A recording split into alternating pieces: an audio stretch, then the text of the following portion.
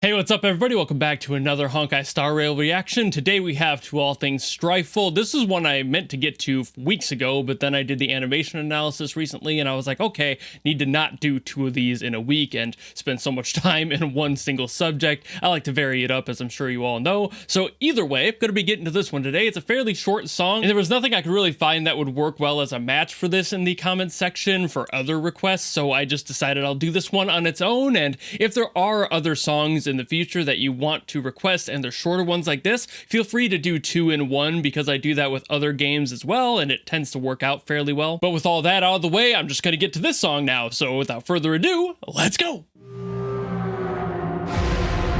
Ooh. I know it's a battle theme, but I don't know what character. It might be this big motherfucker on screen. That would fit the scale, wouldn't it? This is intense. It definitely feels like somebody that would be huge. The intensity. The war drums. The choir singing their praises. Or your demise, whichever comes first.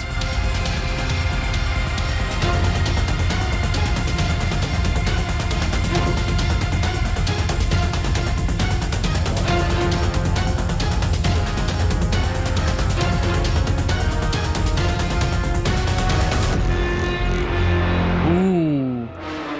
Ooh, love that. Ooh. Really crunchy brass. Almost sounded like synths there for a second. It was really dirty.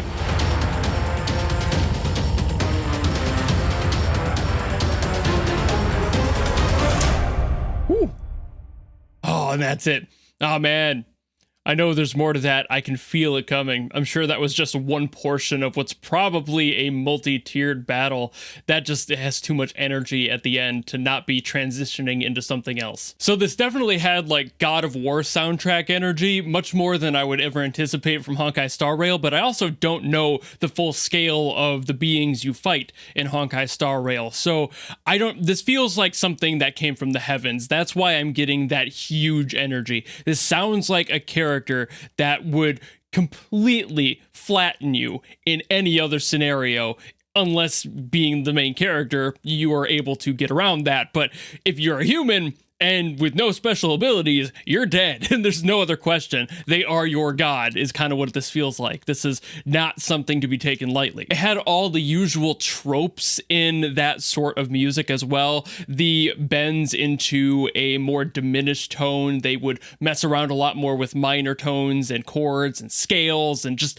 the whole set here was feeling a lot more intense. There was crunching in here. That brass was really crunchy. Like, I legitimately thought that that was synth. I did not think that it was going to turn out to be a brass section, and I'm sure it's probably like sampled brass, which allows for a lot more flexibility in that soundscape. But still, the fact that they were like, hey, let's take brass and make it sound as evil as physically possible. That's a fun approach, because usually brass is scary enough as it is on its own in these contexts. When you play them in these chords, they tend to be really deep and dark and very bwommy, like Hans Zimmer deep intensity on them. And in this case, it does that, but they added a little extra spice in post, I think, where they made it sound just a little bit more crunchy and distorted. They added just that little extra bit. It's like putting any spice on top of a food. You're just like, you know, this is good, but it could use a little something extra, you know, like let it happen.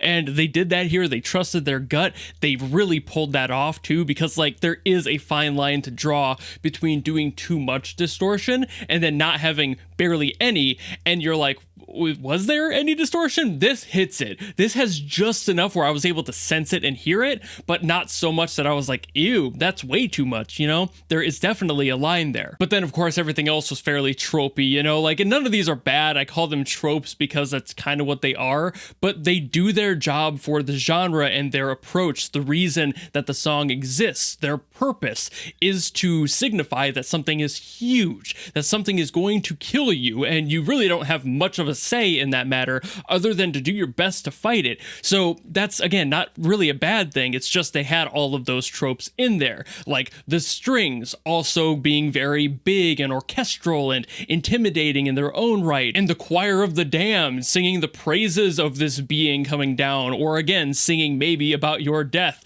You never know in these scenarios, and that's always why they start so strong. Even when the interaction ends up being a positive thing, almost always a god will descend with something that feels much more intimidating than bright and happy. The only time that ever tends to happen in fiction is when it's supposed to be like a literal comedy, or the god themselves does not take their job in any sort of serious fashion and they're basically a gag character. So in a case like this, where this character is clearly a boss and you have to fight them, I don't know if it's necessarily a boss, just a battle, but either way, definitely big, definitely intimidating, and takes their job seriously, you're going to get all of those tropes along with it. And they really did a good job. It's aggressive. It sounds like the character does not give a shit about you, and they probably don't. Like, you are basically just an ant under their foot in comparison. So why would they? You know, like, that intensity is carried in this song. And now also hearing the song and then being able to compare it to the title, to All Things Strifeful, makes a lot of sense too, because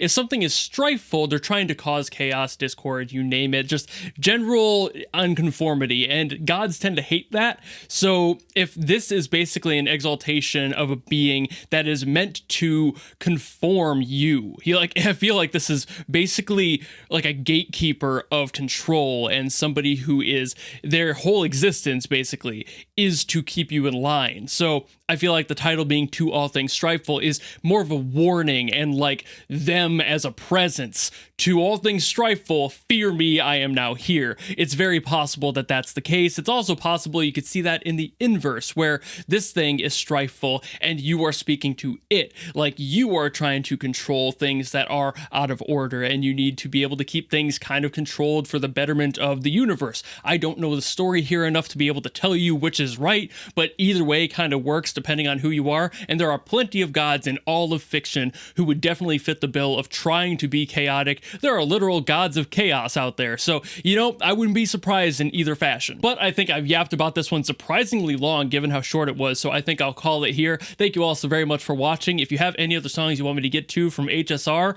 or some stuff from Impact Third that might still be floating around out there that I haven't heard, let me know in the comments, and I will do my best as always to get to those. But otherwise, if you just like this video and you want to follow me and support me for other stuff in the future, you know how to do all that, and I will see you all in the next video.